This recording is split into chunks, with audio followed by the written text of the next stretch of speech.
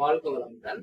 Sri Paramahamsa யோகானந்தரோட metaphysical meditation அப்படின்ற English புத்தகத்தோட தமிழாக்கம் கொண்டு வந்திருக்காங்க.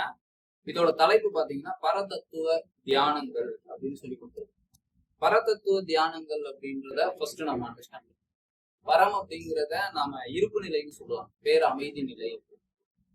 அந்த அமைதி அப்படிங்கிறதுக்குள்ள ஒரு மனிதன் நுழைஞ்சிட்டான் அப்படின்னா அனைத்தையும் அது கொடுக்கக்கூடிய தன்மை கொண்டது அப்படின்றத சித்தர்கள் எல்லாருமே நமக்கு சொல்லுது. பட் அமைதியா நம்மளால இருக்க முடியுதான்னு கேட்டீங்கன்னா கண்டிப்பா இருக்க முடியாது. பேசிக்கிட்டு இருப்போம், இல்ல ஏதாவது வேலை செஞ்சுக்கிட்டு இருப்போம், இல்ல இந்த வாயையும் வேலை செய்யறதையும் நிறுத்திட்டு அமைதியா உட்காரலாம்னு நினைச்சோம்னா மனம் அமைதியா இருக்கு. சோ உண்மையான ஒரு அமைதிக்குள்ள நம்ம போயிட்டோம் அப்படின்னா அது பல தத்துவங்களை நமக்கு கொடுக்கக்கூடிய சூழல், உண்மை நிகழ்வுகளை உணர்த்தக்கூடிய ஒரு நிலை நமக்கு கொடுக்கும். அதுக்கு தியானம் ரொம்பவே நமக்கு கை கொடுக்கும். தியானம் மீன்ஸ் இதுவரைக்கும் நம்மளுடைய வாழ்க்கையில இந்த புலன்கள் தொட்டுதான் இன்பத்தையோ துன்பத்தையோ நாடி இந்த வாழ்க்கைய நகர்த்திக்கிட்டு இருக்கோம். இந்த புலன்கள் அப்படிங்கிறது இன்பத்தையோ துன்பத்தையோ எப்படி எடுத்துக்குதுன்னா வெளியில தான் ஓடி எடுத்துக்குது. பாக்குறது மூலமா, கேட்கறது மூலமா, நுகர்றது மூலமா, சாப்பிட்றது மூலமா, தொட்டு உணர்றது மூலமா. பட் இது புலன்கள் அப்படின்றது மனம் அப்படின்ற ஒரு விஷயத்தோட ஆற்றலை செலவு பண்ணாம இந்த புலன்கள் அமைதியாகி மனம் அப்படின்றது உள்ள இருக்கக்கூடிய உண்மை இயக்கமான இந்த உடல் இயங்கிக்கிட்டு இருக்கு, உயிர் இயங்கிக்கிட்டு இருக்கு.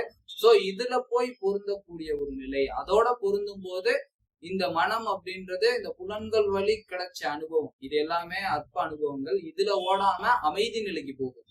அதுதான் அந்த பரத்தின் தன்மை, இருப்பின் தன்மை அப்படின்னு சொல்லுவாங்க. சோ அதுல போய் நாம இணையும் போது அது நமக்கு டீச் பண்ணும், உண்மை விஷயங்களை உணர்த்தும். சோ அதை நாம அனுபவம் செய்யறதுக்கு தான் இந்த தியானங்களின் நுட்பங்கள் நமக்கு கொடுக்கப்பட்டிருக்கு. சோ அதை தான் நமக்கு கொண்டு வந்திருக்காங்க. இங்கிலீஷ்ல மெட்டாபிசிக்கல் மெடிடேஷன் சொல்லியிருக்காங்க. இப்ப சாஃப்ட்வேர்ல எல்லாம் பாத்தீங்கன்னா இந்த பீட்டான்னு ஒண்ணு சொல்லுவாங்கல்ல, இந்த மெட்டா டேட்டா அப்படின்னு சொல்லுவாங்க.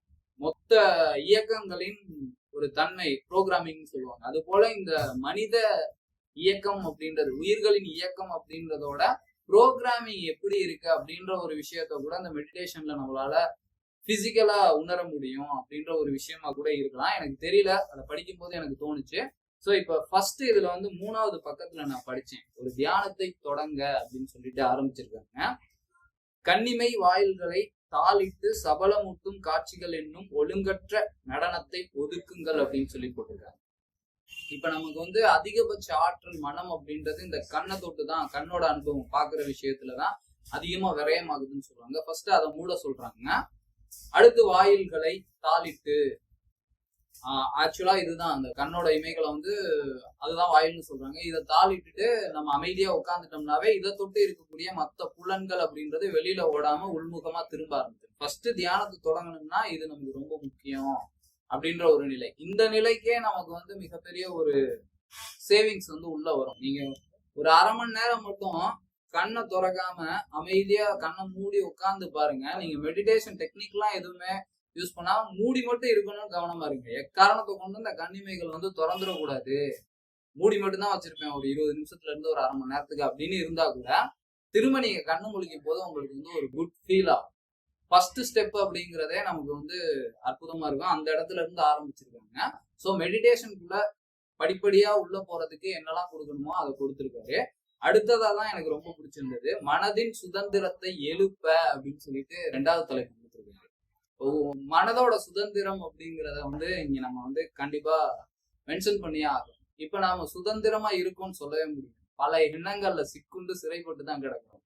இந்த நிமிஷம் நான் பேசுற விஷயத்தை தொட்டு வரக்கூடிய எண்ணங்கள்ல தான் உங்களுடைய வாழ்க்கை இருக்குமே ஒழிய உங்களுடைய உண்மையான உடல்லையோ மனதிலையோ உயிரின் இயக்கத்திலையோ இருக்கான்னு கேட்டீங்கன்னா கண்டிப்பா இருக்காது. சோ அந்த நிலைக்கு நீங்க போகணும்னா உங்களுக்கு ஃபர்ஸ்ட் இந்த மனம் சுதந்திரம் அடையும். மேக்சிமம் டைம் முழிச்சிருக்கிற எல்லா டைமும் ஏதோ எண்ணங்கள்ல தான் நம்ம போய்கிட்டு இருப்போமே ஒழிஞ்சு இருக்கக்கூடிய இருப்புல இருக்கமான்னு கேட்டீங்கன்னா இருக்கவே மாட்டோம். அப்படி இருந்திருந்தோம் அப்படின்னம்னா இழப்பு அப்படின்றது நம்ம கிட்ட இருக்கவே இருக்காது. அது எப்ப இருக்கு அப்படின்னா இந்த மனம் அப்படின்றது வெளியில எண்ணங்களோட போகாம உடல்ல அமைதியா இருக்கக்கூடிய நிலை அப்படின்றது தூங்கக்கூடிய நிலை தான். இப்ப நீங்க எவ்வளவு பெரிய ஒரு பலவீனமான சூழல்ல போய் படுத்து நீங்க தூங்கினாலும் காலையில எந்திரிக்கும் போது ஃப்ரெஷ்ஷா எந்திரிக்கிறீங்க. அப்போ உங்களுக்கு அதுல எவ்வளவு கெயின் ஆயிருக்கு அந்த எனர்ஜி. அதே போல விழிச்சிருக்கும் போதும் நாம இந்த மனதை சிறைப்படுத்தாம சுதந்திரமா இருக்க பழகிட்டோம் அப்படின்னா நம்ம கிட்ட வந்து கெயின் எவ்வளவு இருக்கும், நம்ம கிட்ட வந்து லாஸ் அப்படின்றதே இருக்காது. நல்லா சுறுசுறுப்பா இருக்கும், எல்லா விஷயத்தையும் அப்சர்வ் பண்ணிக்கக்கூடிய தன்மை இருக்கும், எதை செய்யணுமோ அதை செய்வோம்.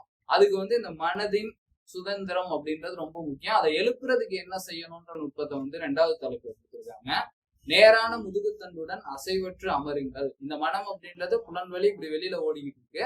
நீங்க கண்ணை மூடி உடம்ப வந்து ஒரு சேஃப்ல உட்கார வச்சுட்டீங்க, அதே நிலையில இருக்கணும்ன்ற ஒரு கான்செப்டுக்கு வரும்போது வெளியில ஓடாம உள்ள நிறுத்தி பழகுறீங்க. அடுத்ததா அமைதியற்ற கருவிழிகளை உங்கள் கண்ணிமைகளின் திரைகளால் மூடுங்க அப்படின்னா ஃபர்ஸ்ட் சொன்னதே சொல்றாங்க. அவற்றை அசைவற்று வையுங்கள். இதுக்கு முன்னாடி கண்ணை மூடுறது ஒரு கான்செப்ட் சொன்னாங்க. கண்ணை மூடினதுக்கு அப்புறம் அசையாம, இப்ப கண்ணை மூடிட்டாலும் நமக்கு வந்து எண்ணங்கள் வந்து வெளியில ஓடிக்கிட்டே இருக்கு அப்படின்றது வந்து நமக்கு கான்சியஸ்க்கு வராது. ஏன்னா தெரியாது நமக்கு. இது வரைக்கும் நம்ம வெளியிலேயே ஓடி பழகிட்டோம். கண்ணை மூடிட்டு ஏதோ ஒரு விஷயத்த நினைச்சுக்கிட்டே இருப்போம். அப்படியே போயிடும் 20 நிமிஷம் 30 நிமிஷம். காலு சூக பிடிச்சதுக்கு அப்புறம் தான் இங்கே வருவோம். சோ கண்ணை மூடிட்டு இங்க இருக்கக்கூடிய அசைவுகளை நிறுத்த நீங்க கான்சியஸ்க்கு கொண்டு வரும்போது உங்களால வெளியில போக முடியாது. கண்ணை மூடிட்டாலும் உங்களுடைய மூச்சு காத்தோட இயக்கம், உடலோட இயக்கத்துக்கு தகுந்த மாட்டம் உயிரின் துடிப்பை தொட்டு இந்த கண்களோட கருவிழிகள் வந்து உள்ளுக்குள்ள வந்து ஒரு நடனம் ஆடிக்கிட்டே இருக்கும்.